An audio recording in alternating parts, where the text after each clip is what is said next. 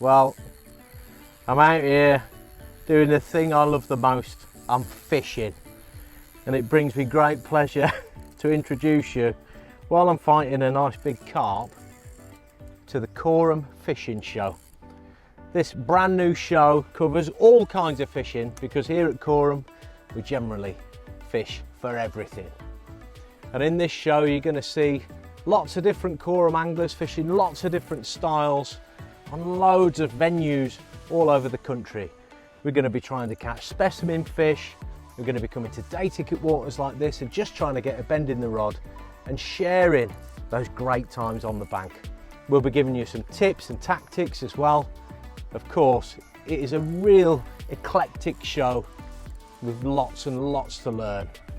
And if it doesn't make you want to go fishing, I really don't know what will. So in this first show, we've got some belting content. First off, you've got myself and Rob Hall fishing for great big perch on the River Severn. And trust me when I say, you're going to want to see this. The fish that Rob catches, that we both catch, absolute monsters, and how we catch them is pretty cool as well.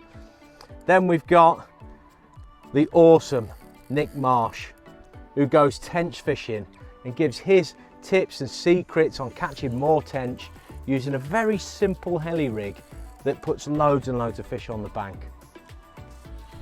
Then we've got the awesome Chris Ponsford, and he's using old-fashioned style silverfish methods to catch some nice big bream from a day ticket water. And finally, and the first segment in this new show, we've got my old mate Gary Knowles, who's a real good pal of mine. We've got the same hairdresser, and he goes fishing with his old pal Ed Matthews to try and catch some of Shropshire's biggest crucian carp. Now, I'm not lying when I tell you, the fish that Gary catches for the camera are absolutely massive. Tune in and enjoy. I'm going to try and get this beautiful common in the back of the net.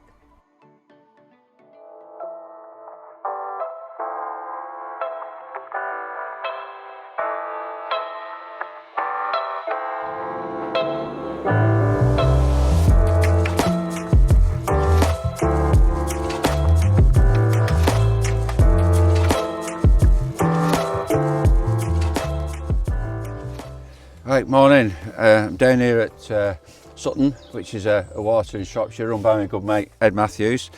I actually came to do a bit of roach fishing, or planned to do a bit of roach fishing today, but looking at the weather, I knew they wouldn't be on, so I've brought my crucian gear instead, and I've had a couple of nice ones this morning.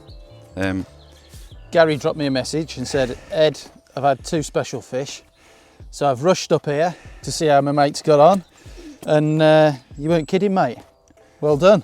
Yeah, thank you. So 2 totally different fish. That's actually the bigger of the 2.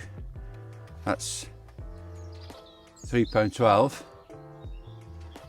And then I actually thought this one was bigger, Ed. It's a totally different shape. I'll steal your thunder, Yeah, and I'll hold your other one up for you. Yeah, I do. Look at the back on that. And that's all down to predation.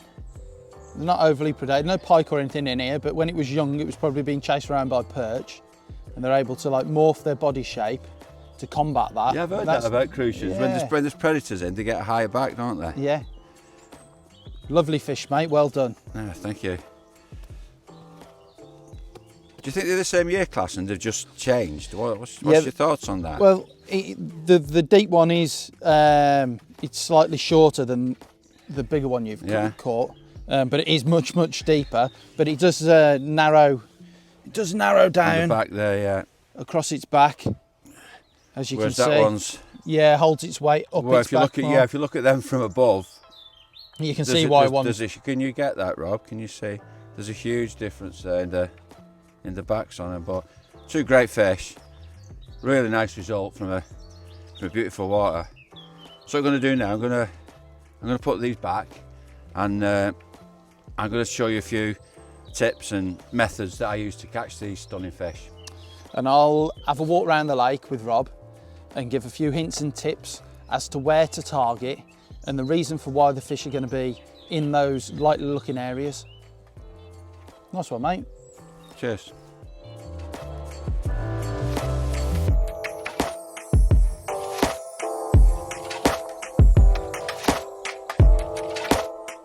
Okay, so the first and probably most important tip I would give anybody who wants to catch specimen crucian is find a water that actually contains them. Don't go off rumours, off hearsay. There's a lot of myths. You know, every farmer's pond has big crucian in it, doesn't it? And a huge 4-pound perch as well, but usually they don't prove to be the case. So get yourself on a water that has a track record for producing big crucian. The second tip, and a real important one, is the quality of your bait. Regardless of what I'm using on the hook, whether it's a boilie or a pellet or bread or paste or whatever, I always feed fresh casters, and I actually riddle them while I'm on the bank. So these are coming out of the maggots I've brought with me, and I keep feeding them constantly. I'm positive that crucian, like a lot of fish, love the crunch on them, and it draws them in your swim and holds them there for long periods of time. Okay, the next tip is about presentation. I've found that crucian are really quite cagey feeders, and if you're fishing a method feeder, a traditional hair with quite a long length doesn't really work for them. They can suck it in and blow it out without pricking themselves on it. So I use really sharp and quite small hooks, and I always fish the hair right tight to the bend, really close to the bend like that, with a very short hair length. Now I prepare my hair rigs at home, partially because my eyes are going, but also because it's easier in the half light. So very short hook links, all done in advance, so if it's starting to go dark you can quickly change your hook leg, get a nice sharp one on with a really small hair. That'll catch you a lot of fish. Another top tip for catching crucians is to use a float. Now there's a lot of purists who would turn their nose up maybe at using a method feed. I mean, that doesn't bother me. I'll use whatever method is best suited on the day, but I really do enjoy catching crucian on the float, and it's not just for the enjoyment. It is a very, very successful method, and I've caught a lot of big crucian in doing so. But they are sensitive feeders, I've mentioned earlier, so what I do is I use a pole float. This one's a Preston Innovations 4x16, and what I've done, I've taken out the bristle tip and glued in a rubber silicone, and then what I do is I use these little night lights that Korum do, and they literally just push in to the silicone, and then you can fish in dark and you just see that 1/4 of an inch, 1/2 an inch of tip showing. When it slides away, you've got a good fish on. Really effective, very enjoyable way of doing it. Okay, for the method mix, this is what I like to use. It's a Sonia Bates match method, blending fish meals and lots of crushed pellets or lots of fish meal flavour, and that does really well for the crucian. Again, talking about quality of bait, it's really important that you riddle it. So it's really nice, fine, no big lumps, nothing to feed them up on, so there's more smell than flavour. Sorry, there's more smell and flavour than food content, I meant to say. So the boil in the bottom, sprinkle it on really quite loosely, because this isn't going to be a big cast. This is just an underarm lob into position, so it doesn't need to withstand the impact. Just turn the method feeder over into the mould. I do always use a mould, it's a far neater method.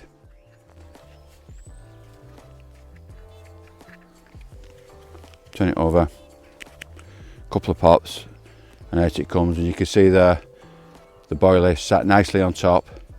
That goes in the water. As it slowly starts to break away, the thing that's left on top is your boilie and the hook on a really short shank. Very effective way of fishing the method feeder, that. So another little trick I like to do, especially when fishing in the margins, is to use a back lead, and for that I use a 4-gram Olivet, which is just stopped and just held in place with 2 rubber float stops. I have this maybe 18 inches, sometimes 2 foot from the method feeder, and that just pins everything down. So if the crucian and feeding quite warily are feeding around your feeder, they're not going to touch your line and spook it. That I think is a really nice little edge. It brings me a lot of extra bites. Really simple, just a little Olivet, 18 inch up your line. So for shy biting fish like crucian and roach, it's really important to have a really good sharp hook. I prefer a slightly finer wire than a heavy gauge one.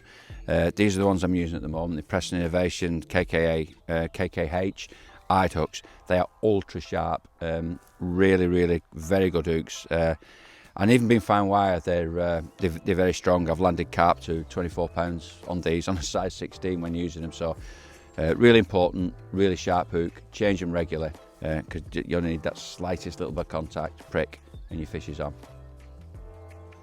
Right, I'll just run you through some of the prime locations that I would target myself for the crucians, and that's from my experience of obviously catching a few, but more so working on the lakes, being around them, seeing where the crucians like to be when the water's clear.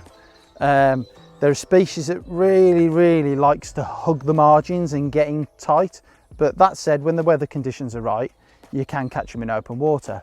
On this lake, the first place I look for are overhanging trees and bushes like this. They create a lot of shade and shelter, and not only that, where the trunks meet the bank, the trees like to branch their roots out into the lake and create a big mass and almost like a cave structure. And I find this one of the prime locations to catch crucians. Now you have to do a bit of leading around and work out where the snags start and finish, but if you can get a bait underneath the canopy off the front of the roots in a safe location, normally the crucians won't bolt into the snags or anything. You know, they're quite tentative feeders, and your takes tend to see them come up in the water when if you're on your rods quick, and they don't take much bullying out. But yeah, those snags, overhangs are one of my #1 locations. Another one of my go-to crucian areas are marginal reeds. Now these really come alive last thing at night, and fishing kind of set up like this with a pole float on, really tight to the reeds. The crucians come right round the edges. Sometimes the reeds are kind of growing on a bit of a raft, so they get underneath that cave type of area in the shadow, and you can catch them really tight. Don't be afraid to drag your float right against the little bits of reeds and stuff that are on the surface, because they really do get that tight in, and especially last thing. And sometimes you use a float with a starlight on and swap over and fish a few hours into dark doing this, and it can be electric because you can see the crucians all rolling around your float and that. It's another good place to target them. Right, I've spoke about fishing underneath the trees and the root structures and the reeds and that, everything in the margins, but it's also worth me mentioning to you that when the conditions are right, open water for the crucians does fish really well, and I've had some of my best hits in open water, and that's more down to knowing a lake, knowing the weather conditions and how it fishes. Now this lake especially fishes really well when it's windy, and the southwesterly coincides with it being up the shallow end. So up here it's like 6 to 7 feet deep, and you can have some really big hits putting bait out 30 yards, 25-30 yards, good bed of bait, and it's nothing to catch, you know, 3, 4, 5, 6 decent stamp, you know, 2.5 pound to 3.5 pound crucians, fishing those conditions. But it's all down to the conditions. When you've got a big wind on, they'll go out in the lake looking for whatever food they can find out there. I'll tell you what, there's certain things in my tackle box that I just have to have in there because they make my life so easy. These little quick change swivels, I love these for float fishing, like what I'm doing today, just to attach the hook length. But if I'm going for big fish, these Ready Heli kits are pretty awesome too. And a guy who knows more about this setup than I do, a whole lot more, is Nick Marsh. Now Nick is a bit of a travelling videographer. He makes loads and loads of fishing videos. Make sure you check out his YouTube channel. But just for the fishing show, for our opening show, he's put together an awesome tench fishing tips piece all about the heli rig.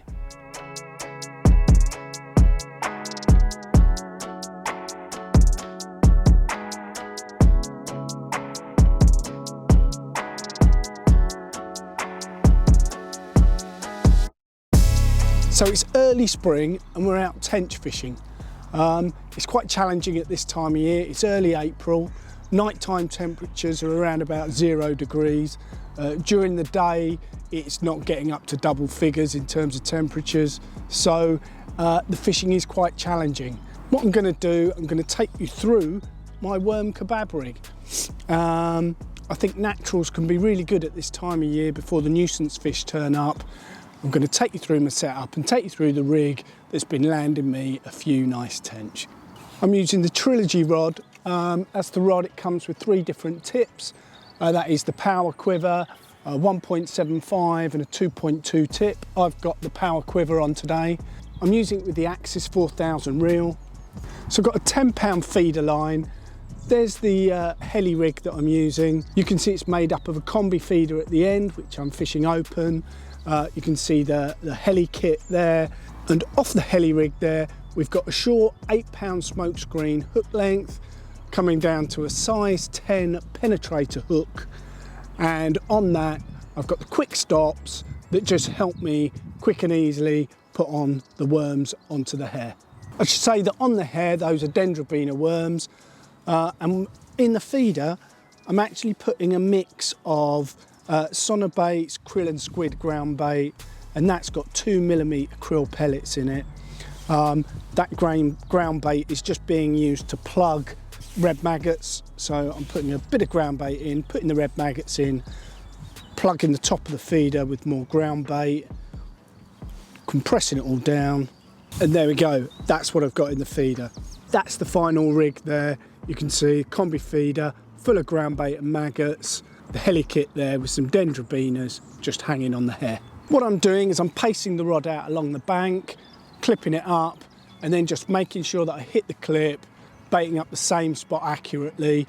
I'm only putting out at this time of year, bearing in mind it's really cold, I'm only going to put out about 3 or 4 feeders worth, maybe cast every 10 minutes, put out about 3 or 4 feeders worth, and then I'm just going to sit on it for a bit. And I have found that you do need to be a little bit patient. It takes a little bit of time. The fish are quite slow because it's so cold, and it takes them a little while to get over your rigs.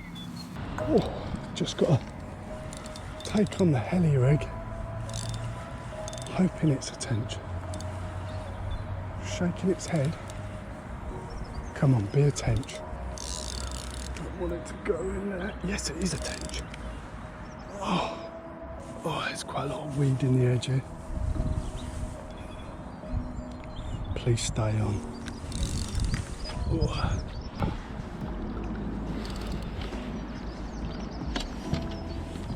Looks like quite a nice one. Come on, come on, come on, come on. Come on, get in there. Yes. Oh, yes. It's been so cold, I didn't think this was going to happen, but check him out. Isn't that an awesome tench? That's on that heli rig, worm kebab, krill and squid in the combi feeder with a few maggots. Look at that.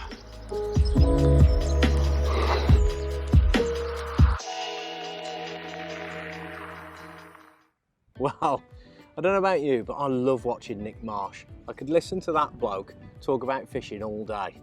Now, we're having a belting day here, and it reminds me of one of my favourite fishing trips from last autumn.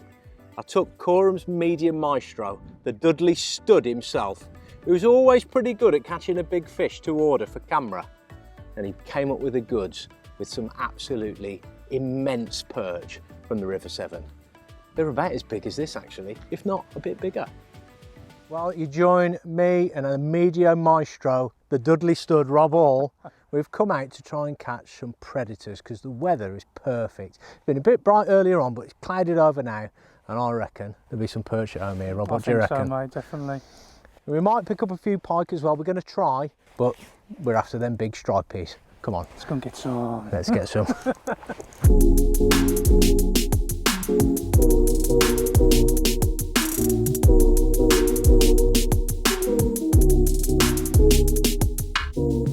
Little Jackie. He's only lightly hooked. And he decided, as the GoPro's turned on, to stop fighting.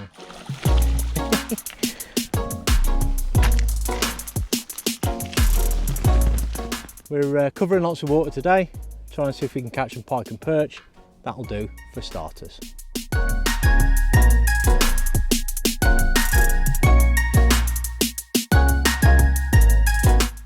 The pike are turned up, as they always do.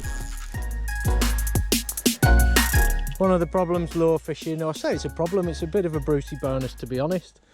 You come out to catch perch and inevitably you get what I call cucumbers. But you might call a jack pike.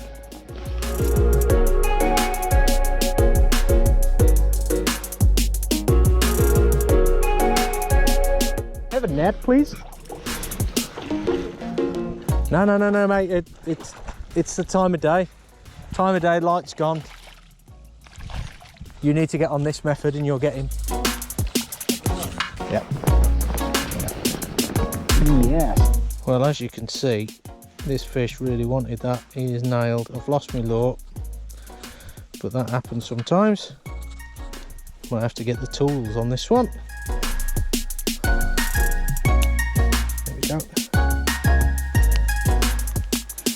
How about that? River 7 beauty.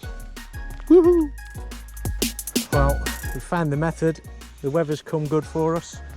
And here we've got another beautiful River 7 perch. That's a good fish. Here we go. Happy days.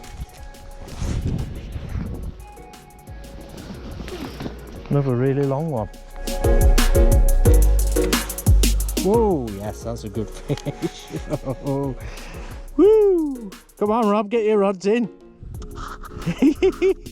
Look at him. Wow, how about that? Couple in, a couple of casts. Both fish. Knocking on the doors of £3. We'll weigh him in a minute, but look at him, the drop shot technique. We found him in this real slack pool. And, oh, I've got to go. Rob's in as well. Okay. Oh, it's a good fish. There we go. One. We've got a fantastic average today. It's a good fish, that is. That's definitely a PB for me. Hey! Oh yeah, look at him. Right, that's a big fish, that's a big fish. It's a tank. It's a tank. That's a PB. Beautiful. That's definitely the biggest one I've ever caught for sure. You said, didn't you?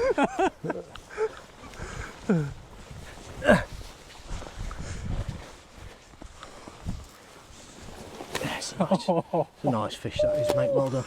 Look at that. Look, you've hooked him in the tongue. That's why he fought so hard. Yeah, you hooked him in the tongue. I'm happy now. He definitely weren't coming off, was he? Ian? No, he is nailed. Look at that. Look how long he is.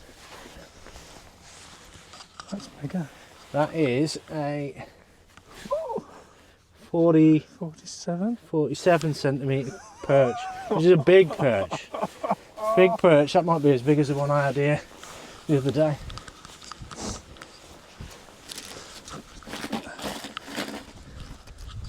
What's your scales? Put them in my pocket, I think. No. I put them away. What are you reckoning? 3, 6, something like that. Yeah. I know it's bigger. 3, 8. Yeah. Yeah, man. Oh yes. That'll do. That'll do, she says. Let's just wait for it to go tap tap. Oh, yeah, on again. Oh, oh yes. Oh yes, come on. Fish number 2 for me, hopefully. It's not as big as the last one, but it's another nice fish. I'll tell you what, it's a bad one. It's ain't bad. Oh, look at that. No, we'll have to turn that one on, mate. It's another tank. Look at that. Look at that.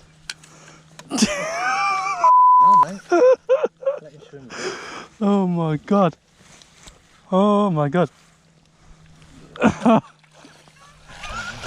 Those are as big as the last one. It looks a bit smaller out there. 2 casts and possibly 2 threes. Well, how about that? Quick change of tactics to the drop shot and 2 3-pounders in 2 casts. Absolutely made up. That's a new PB for me, £3 8 ounces. I'm absolutely over the moon. Get in. So we found success, we found the method, and it's been to fish with a little curly tail that looks like a bait fish. Now this is made of the Flotex material that we use, the buoyant stuff, so it falls through the water really slowly, nicely. I've got a little weight underneath that. You can see I'm fishing quite a good ways off the bottom. It's a great way of catching perch. My favourite method, drop shotting on the river. The flow is always moving this lure, and we're catching with the rod barely moving. We're literally just tickling that weight along the bottom. That's some big fish already. Happy days.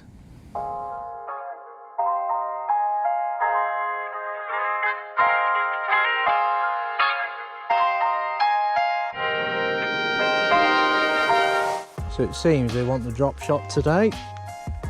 And fishing it really slowly. You can see I'm just taking up the slack with the reel, but I'm trying not to move the weight really. It's just the flow of the river that's kind of moving the weight back towards me. A beautiful slack here, little deep hole, and this is the kind of feature that you want to be targeting when you're after the perch.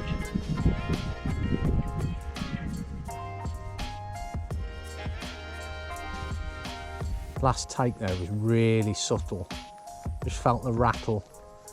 And when you drop shotting, what you want to do is not strike. When you feel that initial rattle, just lower the rod, make sure he's on, and then lift the rod and strike. And make sure you strike up, because that hook is facing up. And obviously you haven't got the weight of a jig head or anything to set the hook, it's all down to you. Oh, You know something's gone wrong. Fish on. Fish on. Fish on. Rob's found the technique to retrieve they want. Just very slow. Very slow. And then just letting it go slack. Look at him, he's going. Oh, I'm following him down the bank. I'm going to have to follow him. You've gone down to the net. It's a smaller one, I think, this one, but yeah, it's definitely a smaller fish. You can tell he's fighting the male. But still. An absolute cheese. Cheese balls everywhere. See what I mean? You've got a lighter hook length on me, haven't you? Yeah, I'm only fishing with. I probably need to do that myself. I'm only fishing with £6. I think Matt's fishing with something a bit stronger. There we go. Another one. Well, we definitely found the method, that's for sure. Now I've got my line all tangled around the GoPro. Much smaller one. It's definitely a 2. Nice. Nice fish, bro. Yeah. Let's go and put him with the other guys. But just not as quick, Yeah. I hope. Yep. Yes. So Matthew is in. Go on, boy. These wild river tigers really do float my boat.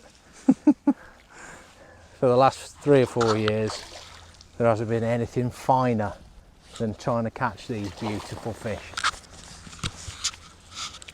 And I'm going to be a bit brave and not go reach for the net, because I can see he's absolutely nailed. And that is yet another Beautiful. banger for the day. Woo! Average is a joke. Have we had anything under 2?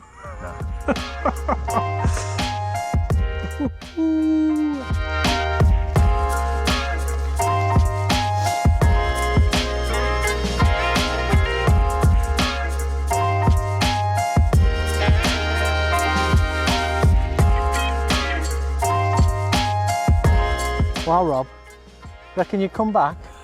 Definitely. Definitely. Believe it or not, folks, these are the 2 small fish from today. A couple of 2-pounders. Absolutely mega. We've had a really good session. We've got nice and muddy down in the sand, and these beautiful fish have kept us occupied. It didn't catch them for very long, did we? No, just a brief spell, it was an hour or something like that, and then just dead. And that's perch fishing for you.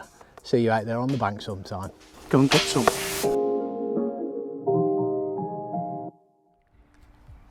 Well, the fishing I'm doing today is not too far removed from what my old mucker, Chris the Ponsford, was doing earlier this year. We caught up with him and he was using some of his wily old tricks, using very almost antique silverfish fishing methods to catch some great big bream.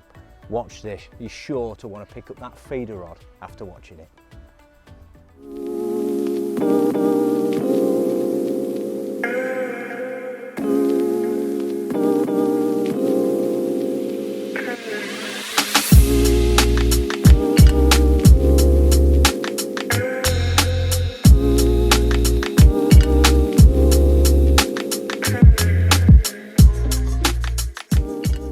Hi, I'm Chris Ponsford, and today we're at Shatterford Lakes. We're first bit of filming we've done since the pandemic, really, and so the first time we've been allowed out to play. Anyway, I'm back to Shatterford, which is one of my favourite fisheries, just north of Kidderminster on the Bridge North Road. There's lots of lakes here, some of them are syndicate, but this particular one is a day ticket water. So it's the first time I've fished this one. It's meant to be full of bream, meant to have carp, roach, perch, usual species, and we're going to go and have a little day's pleasure fishing, really, using some of our new kit and see how we get on. So let's see what happens. Anyway, we'll talk to you in a bit.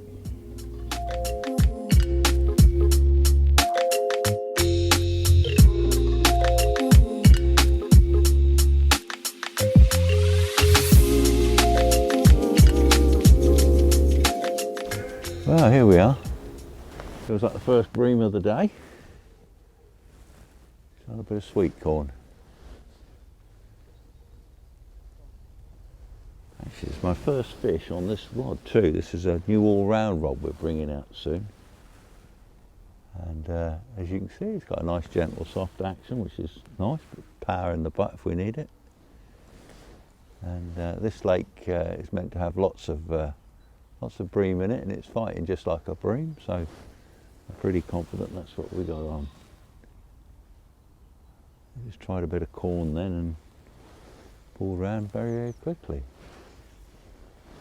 Just on a little open-end feeder. Here we go, yeah, first bream of the day. Not a bad fish.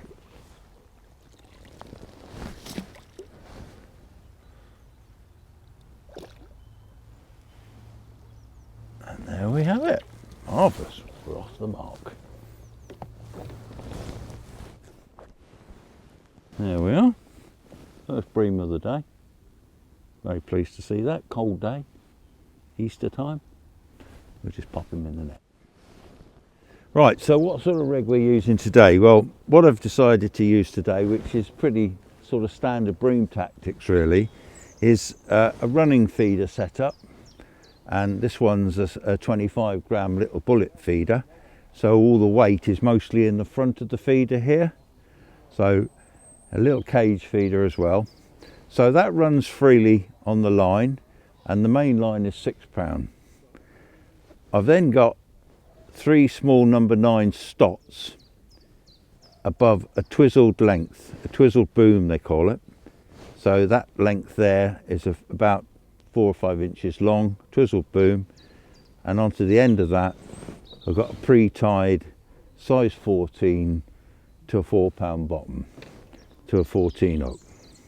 So that's the setup really, very conventional, running setup there, so when you get the bites, so it can pull straight through, no problem at all.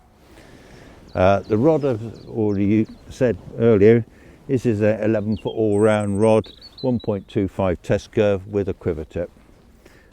Real Preston Centris reel, £6 mainline. So that's the basic setup.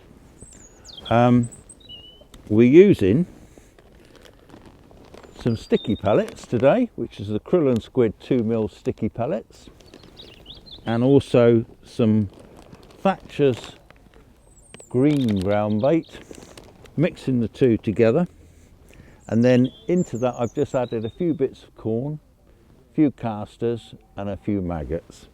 And the corn, just to mention is the banana feed corn, which is quite, I believe, sort of quite banana-y flavoured, and the bream absolutely love it, and all the fish so far have come on a single grain of corn, so that seems to be working well. And that's basically the setup. We're fishing approximately 30 metres, I should say, today, and we're fishing into about 16 foot of water at the moment, and it's a cold day with winds in our face, but we're picking up these odd bream, which is nice, and that's basically the setup.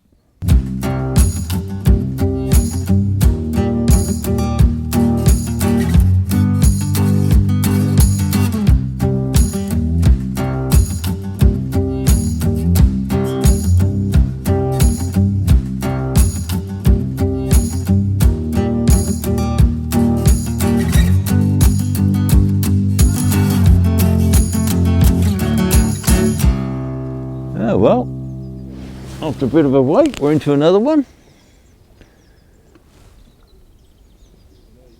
Yeah, there's definitely this colder wind has knocked them off a little bit, but it's been one of them pegs. You just know the fish are there. You're getting the little tiny indications, little knocks, and you know sooner or later it'll pull round. Hopefully, that was back on the corn again.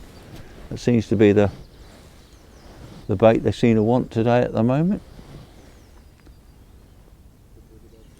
There's some beautiful bream in this lake, up to, gosh, double figures I'm told, you know, which is amazing.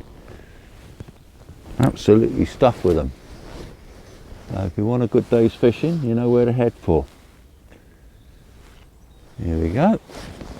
Not as big as the last one, but they all count, don't they?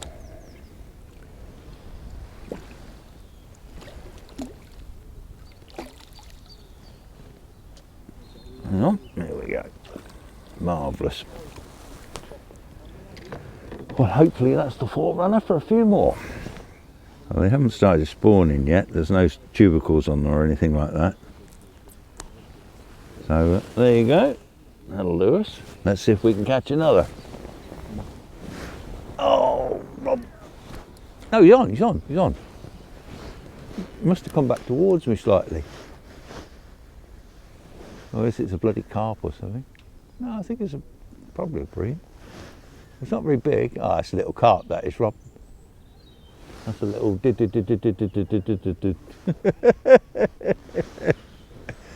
a little carpy warpy. Probably about a pound. Oh, here he goes. Tick, tick, tick, tick, tick, tick, tick, tick. Here he is. Yeah, little carpy warpy. Look, little fancy little mirror. Here he is.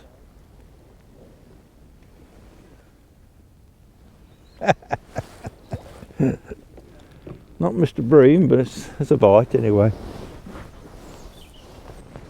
Well, we've had an interesting day today. We've come at Easter time and it's been Good Friday. Very chilly. The wind's changed direction. I'm not making excuses, and I'll just slip this little cart back.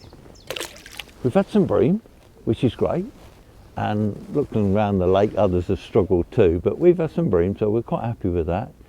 Our methods have worked, and I think we've got enough now. I think we'll probably call it quits now, but everything's been caught on the open ender, mostly on sweet corn, and we've had a nice time. Hope we've shown you a few little tips, and we look forward to seeing you again soon. Tell you what, that Chris Ponsford, he knows his way around that silver fishing game, he really does. And if you enjoyed Chris's piece and you've really enjoyed the fishing show, first off, what we want you to do, like, subscribe, make sure you tune into everything we're putting on the Korum YouTube channel. And obviously, what we'd really love you to do is let us know in the comments exactly what kind of content you'd like to see on the fishing show. Would you like to see more of us here at Team Korum, or would you like to see more big fish caught for the cameras? Let us know, and we'll see you next time. We've got even more great content from people like Ellis Brazier, who's stick float fishing on the river in the middle of winter, and loads more. Can't wait. I'll see you then.